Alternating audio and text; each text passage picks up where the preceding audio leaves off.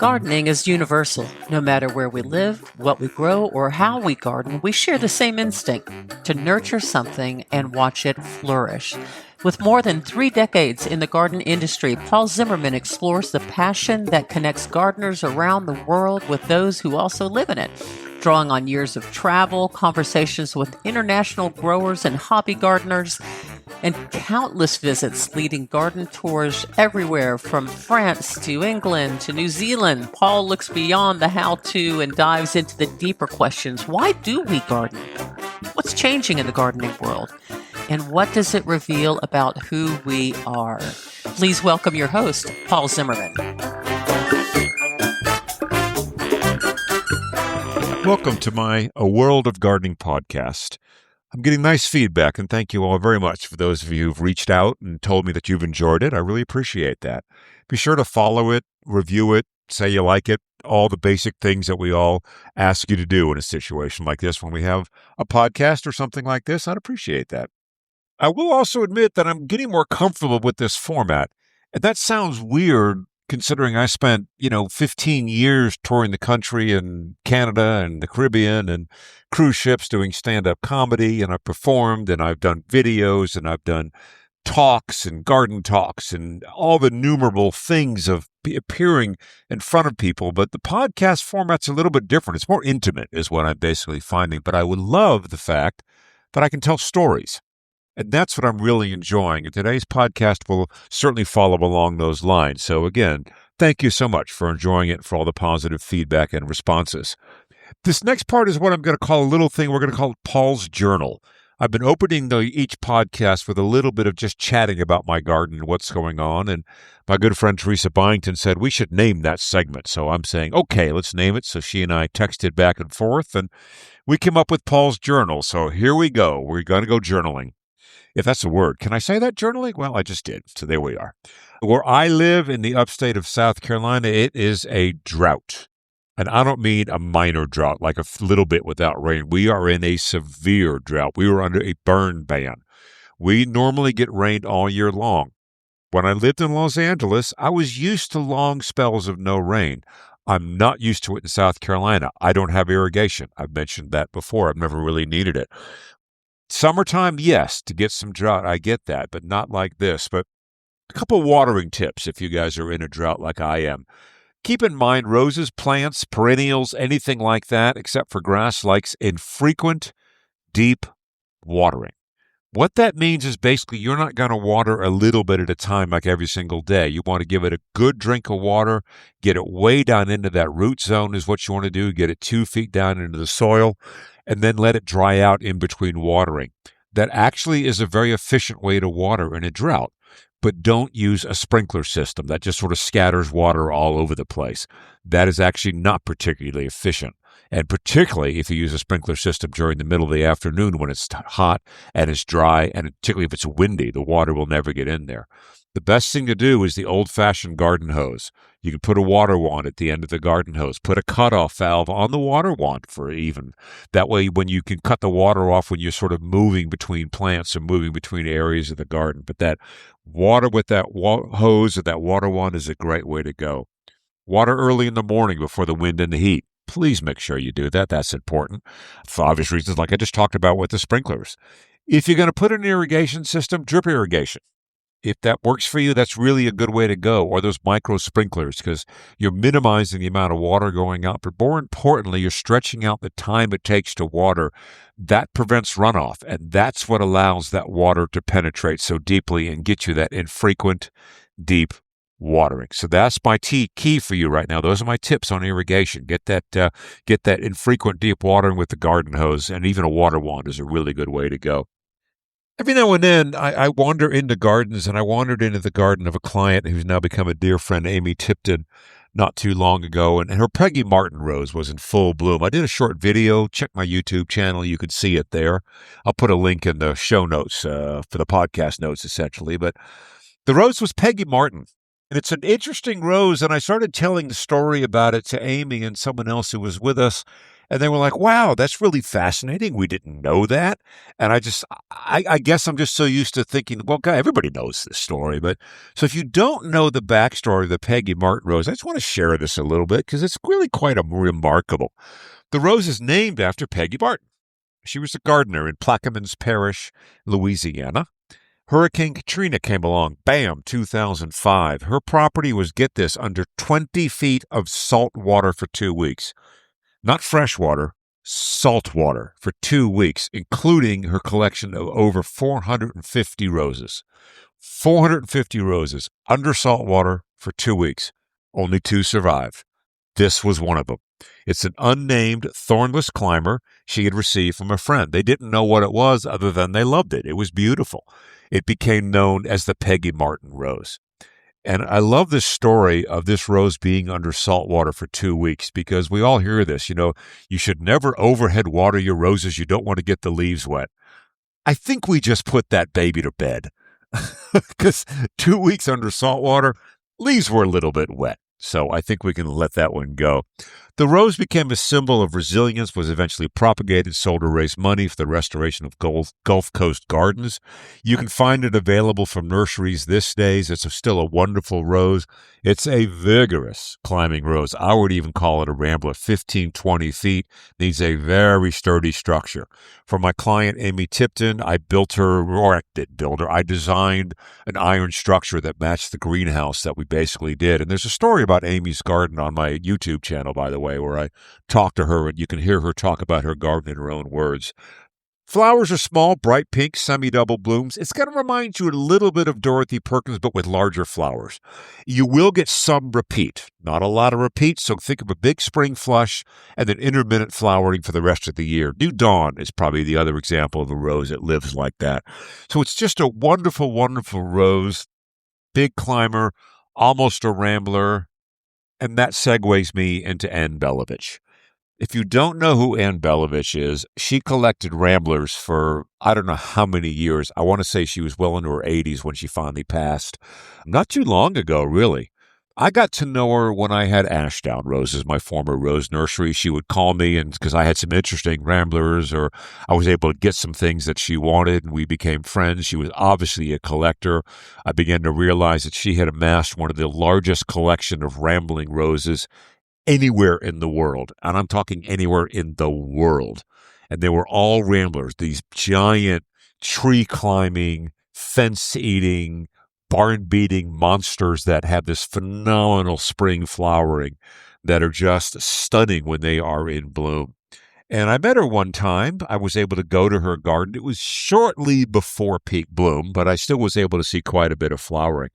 And it was just an amazing collection. I mean, it was a beautiful garden and a collection. And that's a fine balance to strike. But Anne really struck it really well. She was up in the Pacific Northwest in the outskirts of Seattle and had this wonderful piece of property.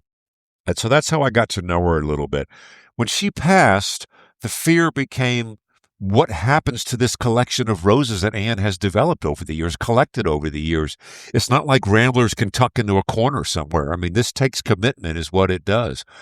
And up stepped the Save the Rambler initiative with a huge, huge shout out to Claude Graves, who really pioneered and still continues to pioneer the Save the Rambler initiative. And what Claude has done is he's collected a lot of these ramblers in Shreveport, Louisiana, at the American Rose Society garden there. And he has now begun to get them back into commerce through various partner nurseries is really a good word for it. Heirloom Roses, Antique Rose Emporium, the nursery I could sell to, Jackson Perkins. We are stepping up at Jackson Perkins and joining the Save the Rambler initiative. So I am so pleased that not only Anne's memory is being kept alive, but these ramblers are being kept alive. And actually the ramblers and Anne's memory are intertwined. They're almost one and the same. So that's a really great thing. So if you see the Save the Rambler initiative roses being sold, buy one. Tuck it in your garden. Make sure you register it. Make sure people know you've got it. So if it gets lost somewhere else, they can come back to you and say, hey, you have this rambler. We really do need this one. So that is the Save the Rambler initiative. That is the end of Paul's Journal for the week. I hope you enjoyed it. We'll continue to do more of those, which now I want to get on to our guest. Kimberly Dean is my guest this week, a.k.a. the Rose Geek, as many of you know her. I became aware of her several years ago through her videos, I think is probably the best way to go. She did a lot of what we call unboxing videos. That's what she called them, where she would order roses, she would unbox them and give reviews of the roses, the boxing, the plants. And they were really useful, really, really well done. And she completely jumped into roses with both feet, both hands, everything she had. She just went for it. It reminded me a little bit of myself when I went for it. I went way over the top, and I'm guessing I'm preaching to the choir with some of you here with roses, plants, whatever plants you tend to like. About a few years ago, I did a rose tour of the United Kingdom, England, and she and her husband, Ken, came with me. And it was lovely to have them both on with me as guests. I got to know Kimberly better because I had gotten to know her before. I did not know Ken. Got to know him. And what struck me was the partnership between Kimberly and Ken. Ken would be behind the camera if she was shooting video. He was her biggest cheerleader, her biggest fan, her biggest supporter.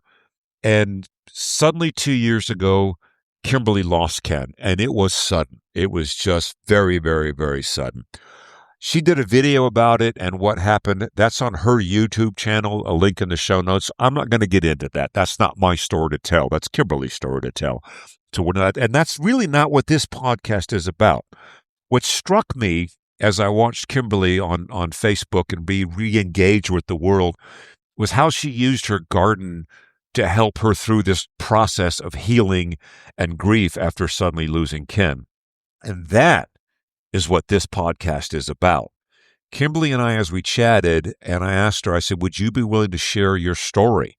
Because you're probably not the only person who's gone through this in a sense of also being a gardener. And she really wanted to do that. She really wanted to share her story with anyone who's going through this, and hopefully will never have to go through this. But if it does happen, she wanted to basically offer up herself as a guide of what is it like to go through this grief process after a sudden loss like this, and using the garden as part of an integral part of that grieving process. So that's what this podcast is about. And now let's go meet Kimberly. So Kimberly, thank you so much for joining me, and welcome to the A World of Gardening podcast. I am so excited to be here with you. Thank you for inviting me. Well, it's going to be fun. I mean, you and I always enjoy talking to each other. We always have great conversations. And, Yeah. we have a subject we're going to get to down the road just a little bit. But before we do that, I just want to sort of set the table a little bit, I guess is a word I want to use. So, what got you into roses? Because when you went into roses, you didn't hold back. Yeah, big time is the word that comes to mind. That's right. When I do things, I go all the way. My husband would always say, go big or go home. And so when I started gardening, I was about 20, and I had just, my husband and I just got our new house, and I wanted to, start making it look pretty. And so I bought let's see, I probably got 2 roses. I got Graham Thomas, which totally took off, was an amazing rose. And so then I felt very confident in my abilities because it just did so well. And then, of course, I got Evelyn. And so those are my first 2 roses. And Evelyn was just so scented and beautiful, and I loved the color. And so those 2 roses really drew me in. And from that point off, it was off to the races. I wanted to try every rose everywhere.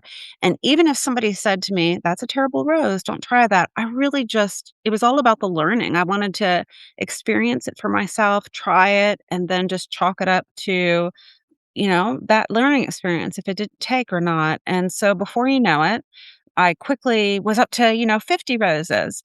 And my next favorite rose was Benjamin Britten. And have you seen that color?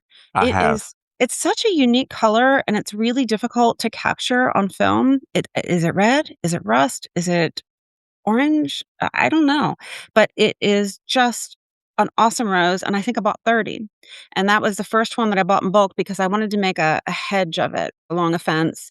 And so from that point on, I was just trying one of each variety, and before you know it, I quickly got up to, 1,600 roses in my garden, and I have about an acre, and I've leaned it out just a little bit, and I'll tell you about that in the future here, but I I just really wanna try every rose, and I'm certainly narrowing it down now. What do I like? And I can pretty much when I look at a catalog, I know, am I gonna like it based on the class, the way the leaves look, the color and so forth, just because I have that experience.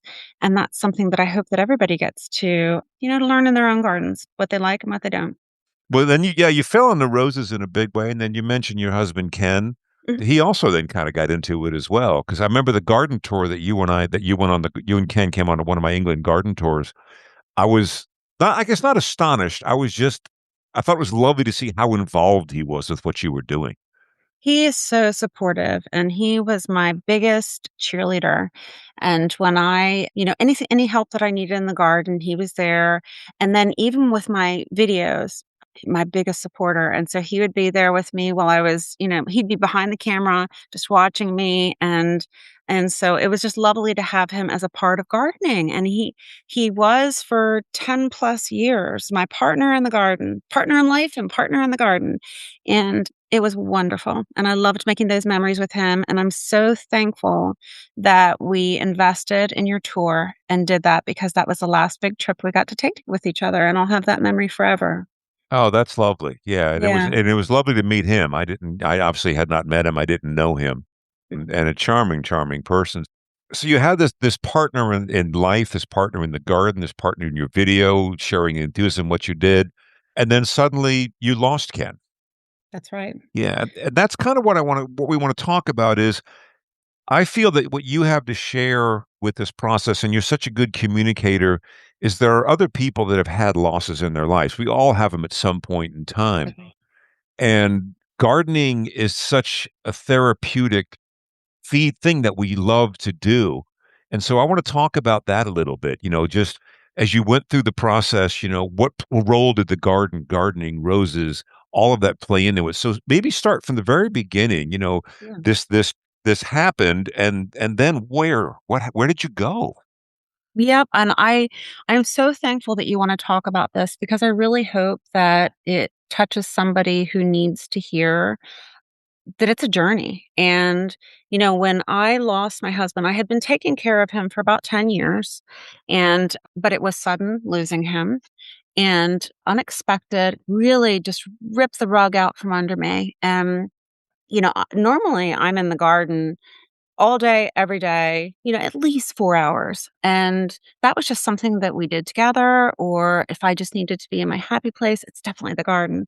And so when I lost him, I really retreated and I spent something like 16 hours a day sleeping, and I just couldn't do anything. And there's something that when people say, unless you go through this, you won't understand, but I know that there are people that will hear this and say, "Oh my gosh, that's what I had." When you go through something that's tragic and grief, I couldn't read. Something as simple as reading. I would want to have paper in front of me, but there's a fog that goes with grief. I couldn't read. I couldn't pay attention to things as much as I tried. And it wasn't because I was crying or upset. my brain was broken. And I found out from the doctors that that is really typical for grief and that part of that healing process is sleeping a lot. And so just hearing that made me think, okay, I'm not losing it. I need to give my brain what it needs. And so I really, for the first couple of weeks, I would sleep as much as I needed to. And then people would say to me, I know how much the garden means to you. Do you want to get in the garden? And I'd be like, oh my gosh, I don't know. I really don't know. It was so important to Ken and I. I just don't know what my future is with gardening and doing the videos. And I just don't know if I want to do that. And so in time, I would say it probably took maybe about a month or so. I just wanted to go check on the garden, and it was kinda calling me a little bit. And so I would not do anything. I didn't wanna pull weeds. I just wanted to be in the garden and just stare at nature, and I really think it's about being more with nature when you're trying to heal because it allowed me to sit there, leave my phone inside, detach from the world and just look at the beauty of a garden. What really got me going and back into the gardening was thinking, I need to do something. My husband is worthy of a memorial garden. I want a place where I can sit and be with him think about our life. And so that's what got me really excited, thinking, if I do nothing else in this garden right now, I just want to build this memorial garden. And so it started by just finding something on Amazon, the best shopping place in the world. and I It is a and good I place. yeah, I picked a paver stone that had a really nice sentiment that resonated with me about my husband's passing and the memory of him. And so I bought that, it was $30 or so. And then I went and I found a place for it in the garden that I was going to create. And then it took time thinking about, what do I want the shape of this garden? And I definitely need a bench now. I need to go get a bench for this garden that I'm going to be sitting in and thinking about my husband. And I was like, well, do I want a water feature? Do I want sound? And so it's just giving me something to focus on and think about. And then I added roses, and I wanted roses that were carefree, so that when I was there, I wasn't looking at something that needed care. So, I went and picked my Cortez roses, which I love so much. And I've got in that garden, people can pick names, or names that are important to them, or, something that makes them think about their grieving, whether it's a pet, a person. We're all going to experience grief at some point, but just pick something that resonates with you, whether it's a color, fragrance. And what really helped me was hope for the future. Because when I lost my husband, gosh, I'd taken care of him for 10 years and I was his primary person, caregiver. And to lose him, I was like, well, what do I do now? And I realized my garden needs me. That's what I'm going to do now. So I've kind of really put myself, back into the garden where I want to be. And what's amazing to me now, when I look back, I felt like I was moving so slowly. When you're in that grief, you're going to say, I don't know how I'm going to do this. I don't know how I'm going to keep moving forward and putting one step in front of the other, but slowly it will happen. And then you'll look back and you're going to be so proud of yourself. And so now, in my journey, I I've also learned to say no. I think that a lot of people said, "Oh, while I was, really in the depths of depression, you just need to get out there and blah blah blah. You just need to, you know, join the, your Rose Society and get on the board and be on the committee too and just be super busy." But we all heal and grieve in different ways. And so I would just caution people that, to be don't be afraid to say no. But in my case, I said yes right away. Okay, let me try it.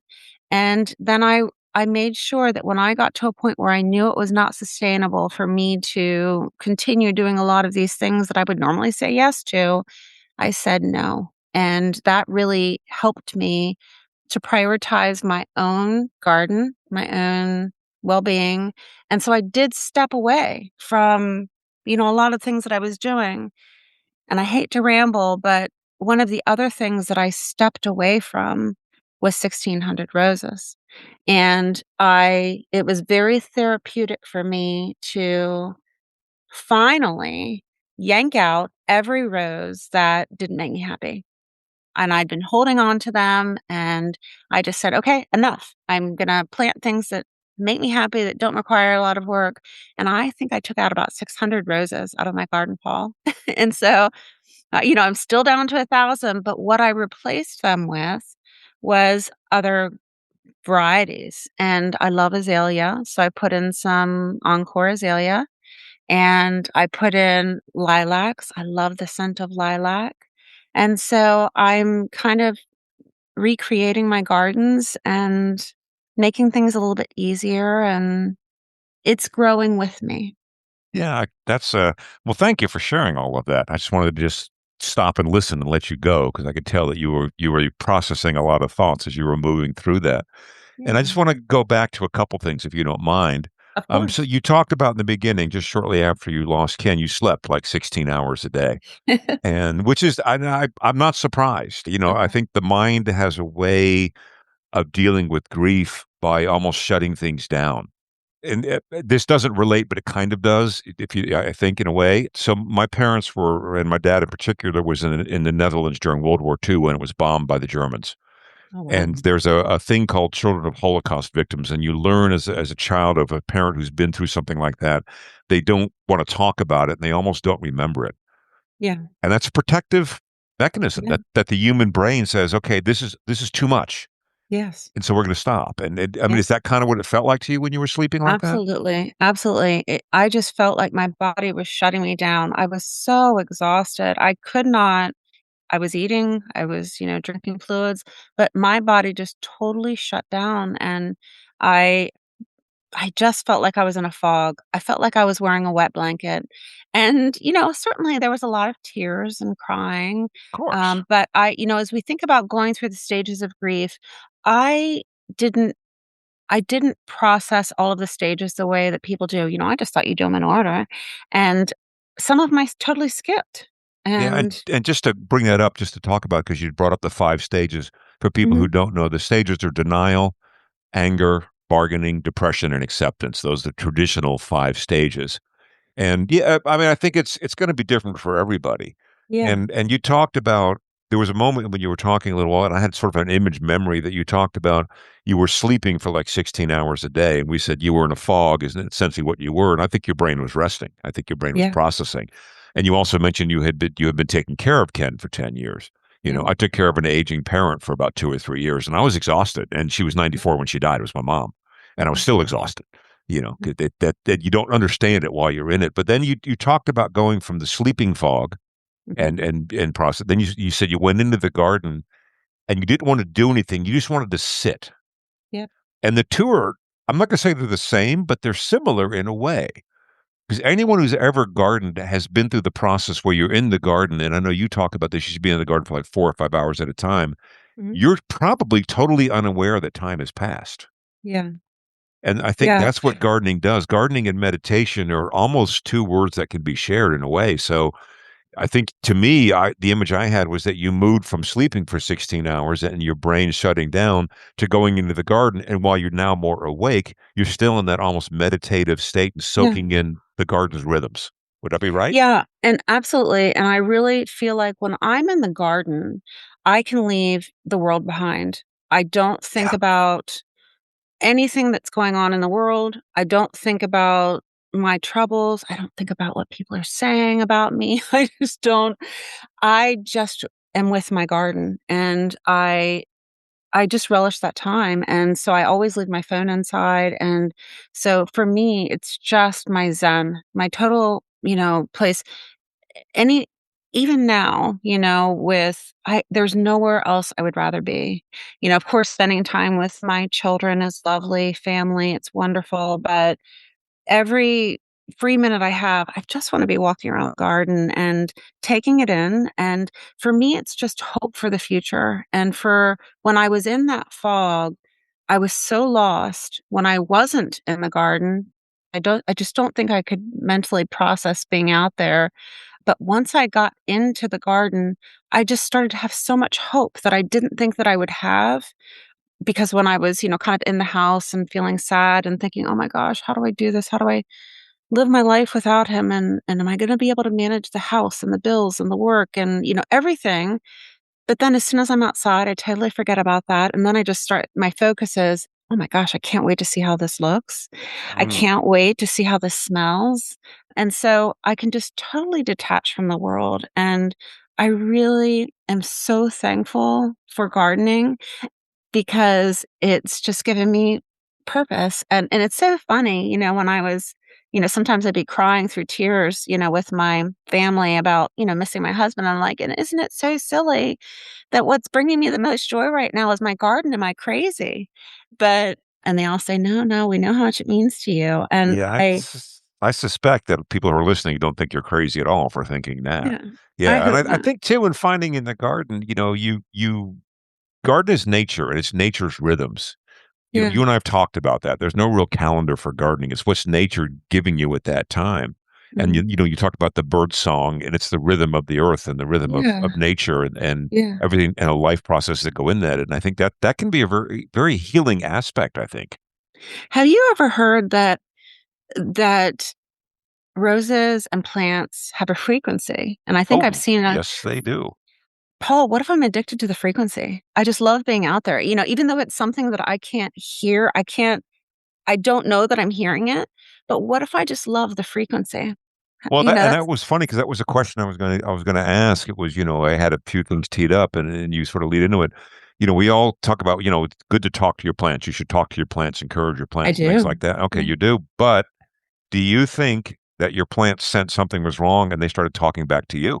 I do. I really do, Paul. I think that there is some of that. I definitely talk to my plants and, say, "Oh my gosh, look at you." And I encourage them. And I just really think that nature's giving back to me in my time of need. And I didn't research this, but is it true that there's healing properties in soil? I just love getting my hands in the soil. Yeah, It's there so is actually. therapeutic. I've read studies about that, and they say one of the reasons why if you're digging in the soil, you should be wearing gloves.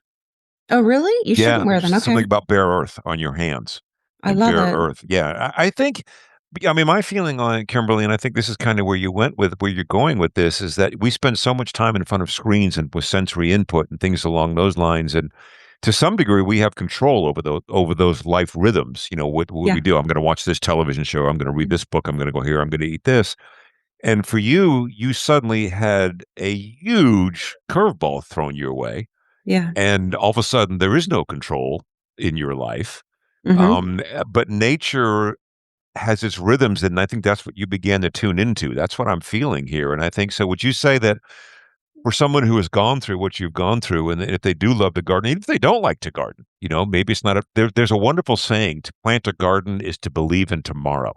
Love it. I love it. Yeah, and that came into my brain when you were talking. So what I'm hearing from you is that, if you garden, if you don't garden, get out there and enjoy nature, even if you go for a Yeah, walk, a hike I in the agree. woods. Yeah. Whatever your jam is, do it. Yeah.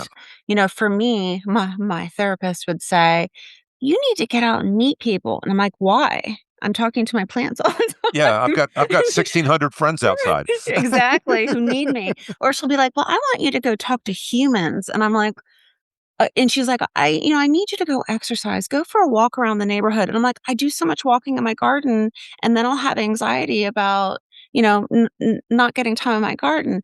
So I would just implore everybody that whatever what you need. Certainly get input from, a therapist, but give your body what you need, whether it's sleep, just sitting, if you can read. And on the reading standpoint, Teresa sent me a wonderful book that got me started on devotionals, and I hadn't read devotionals ever my whole life. My husband and I are, Catholic Methodists, and but she sent me a devotional that was based on gardening.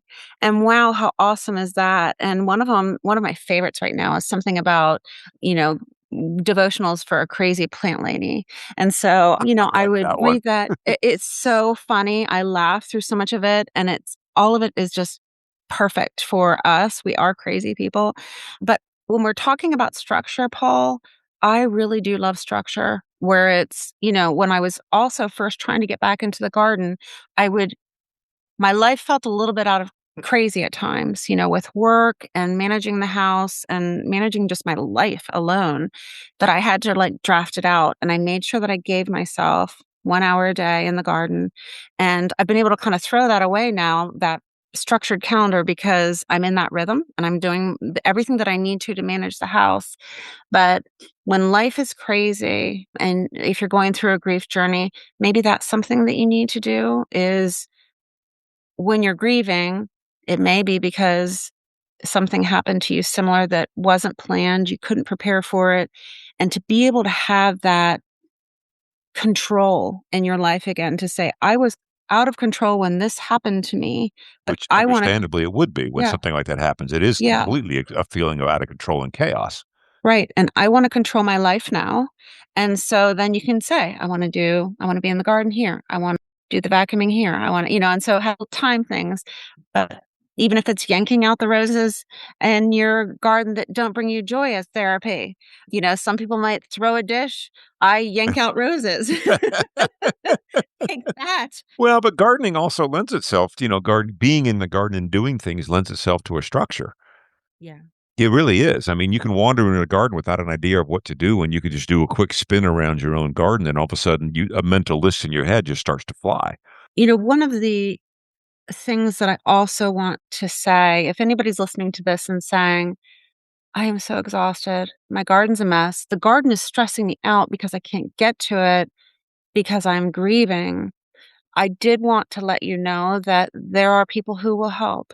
Not, Sure. if you gardeners love gardeners, we do. Yes, we And do. It's quite a so network. yes, and so at the time, I could not focus on who can even help me. So, I did reach out to my family and they would come, but there are master gardeners in your area and you Mhm. can reach out to your local extension office and let them know that you need help. And hopefully there are master gardeners who volunteer their time and they do that to get volunteer hours so that they can keep their credits and they may be able to come help you. And then, of course, there's the American Rose Society and your local society. Maybe they'll be able to help you. So there's things like that that you can also consider. And typically, I want to be doing everything in my garden myself. But I did have to, have somebody come help me for several weeks to be able to get the garden back to, weeded and so forth. And so I did that. And now I'm back to trying to do everything that I can myself. Yeah, but it's a great Um, tip, though. I mean, it's a yeah, wonderful tip. Like you said, reach out to other people and say, and that's part of the grieving process as well. I need help, and don't be afraid to exactly. say that. And I'm with you. Gardening is such a wonderful community. I mean, what we all have in common is we love to garden. Yeah. So, Yeah. the chance to go into someone else's garden and assist and help and like you Yeah. said, the garden needed things. I mean, and I think the thing to tell people as well with something like this is, as long as the basics are being taken care of, the plants are being watered, the weeding is basically under control, things along those lines. The garden may not look its best, but the main thing is keep it going. Well, and to that point, Paul, I didn't fertilize for 2 years. I just didn't have time, and that's normally Yeah. something that I would do on a regular schedule, Sure. and my gardens looked great, even without the fertilizer. So, I would say don't stress about the little stuff, and, certainly now with my life, I have new priorities. Things don't matter as much as they used to, and I'm a much easier going person. I was pretty easy going to begin with, but I'm even more laid back now. I want a garden and, Yeah. You yeah. just So want to do what you want to do. I mean, that's, which is a great thing. so if you'll go back then, tell me again the 5 steps of grief. I wanna tell you which ones I did not go through. Yeah. So the first one is denial, and that's pretty obvious what that is. You Yes, deny the we did event that. happened. You did Yep, that. Okay. I The still next, do that. yeah. The next one's anger, which is throwing plates or ripping out roses, I suspect. You know what, Paul? That's funny. I would have said I never went through anger. I was angry with the doctors, but I wasn't angry ever at my spouse. But, Paul, I yanked out the roses, you're right, I did Yeah. experience some version of it. Yeah. There's something therapeutic about, I mean, it's, we always say we hate to take out a plant, but, you've heard me say the thing, I tried to give a rose 3 years and then I grab a shovel. Yep, Um, exactly. yeah, there was Shovel some, prune it. yeah, shovel prune it. So there was that. The next one is bargaining, and bargaining is like, what if I had done this? What if I had done that? Yep. Or, okay. Oh my gosh, yeah. I Yeah. mean, I actually don't do that anymore. I probably did Good. that for the first year. Yeah. Yeah. Yeah, well, but you would also caretake again for 10 years. I'm sure in your Yeah. brain you were going, "Oh, what," but, we all go through the process that you go through. Depression is the next one. Oh gosh, yeah, I'm still struggling with that one, but, Yeah. definitely so much better. And so for people who are grieving, what I would just say is that from my own journey, when my husband passed, the first day I cried for 24 hours straight, a little bit of an exaggeration, but not much. The second day I cried for 23. The third day I cried for 22, Mm, and it just well gets better put. and better. Whereas now I'm almost 2 years out, and I would say I cry maybe once every other week. Things can trigger me, but in memories, but now I'm starting to finally get to the point where I laugh at things, Good. and, I tell myself jokes that my husband would I know he would have said, or maybe he is whispering to me from the spirit world, but so now I can remember him fondly and think about the happier times, whereas initially it was just all grief, but now it's so much better. Yeah, and the last stage of grief, and I think you just answered your own question, is acceptance. Acceptance, I'm Yeah, there, yeah. yeah, and you're there. You I answered your own accept it. question. I accept it. This is my life, and, I also I'm now to the point where I guess, somebody would say, "I'm at my fighting weight, I'm at my fighting speed," or whatever. I'm back to being out in the garden all the time and taking on new projects and, talking to people, part of, teaching and being a master gardener and consulting rosarian, and I'm doing all of that again and making my videos, and now I took on this big project. I've created this website that I'm going to be sharing with people that helps them find the roses that they're looking for. And so I'm digging in and starting to find additional projects that keep me busy. But what I like So, about it, and you mentioned that earlier, you're doing it on your own terms and your own time.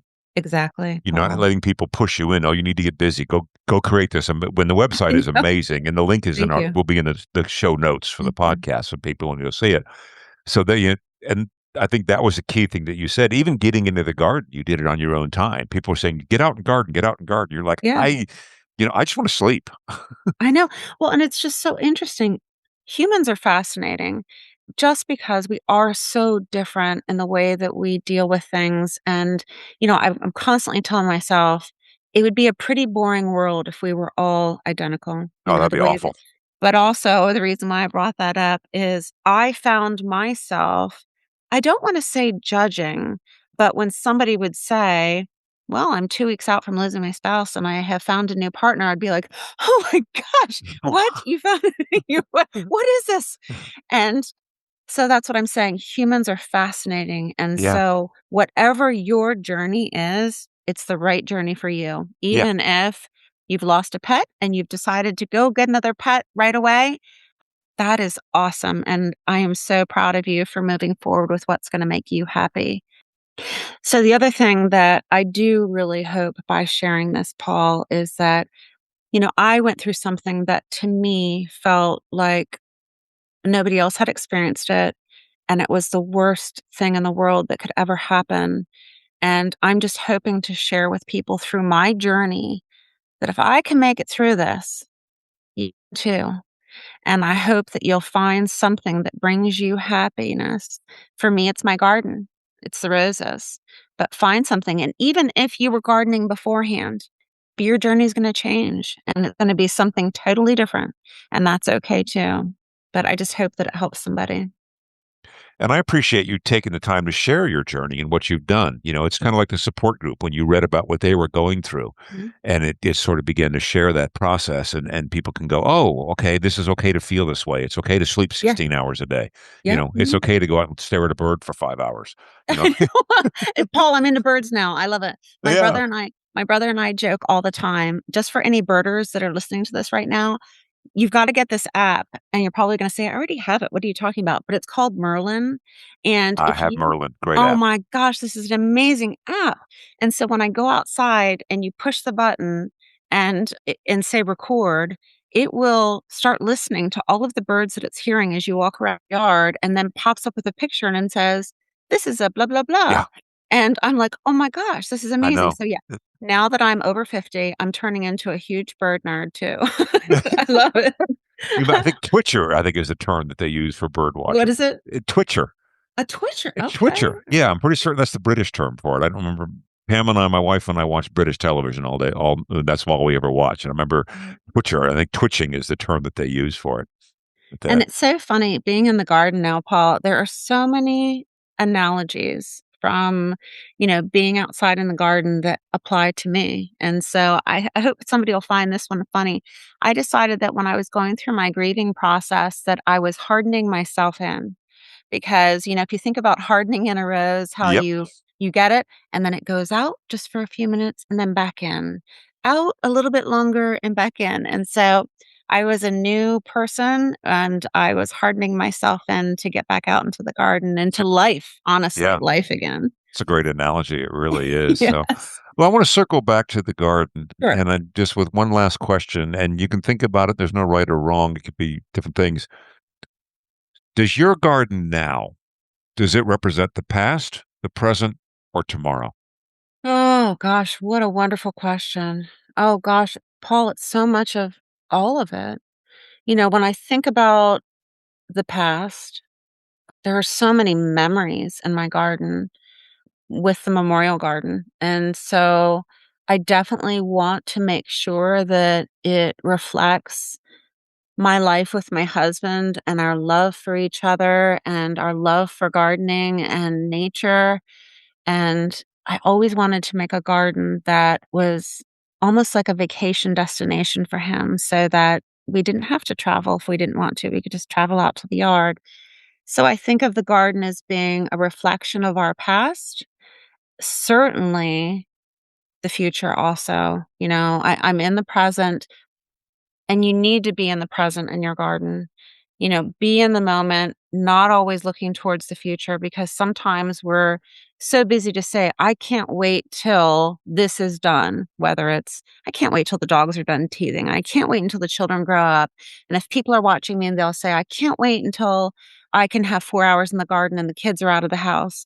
Be in the present too. Enjoy the mess. Enjoy the weeds. Enjoy the weeds because you're too busy doing something else in your personal life, honestly, to take care of the weeds. And then, of course, my garden does represent the future where I have hope for what it could look like in the coming years and being able to share it with people. So, Kimberly, thank you so much for joining me on this. And I really appreciate it. And I know the listeners will appreciate it as well. I hope so. Thank you so much, Paul. I'll see you all. In the garden. I'll see you all in the garden.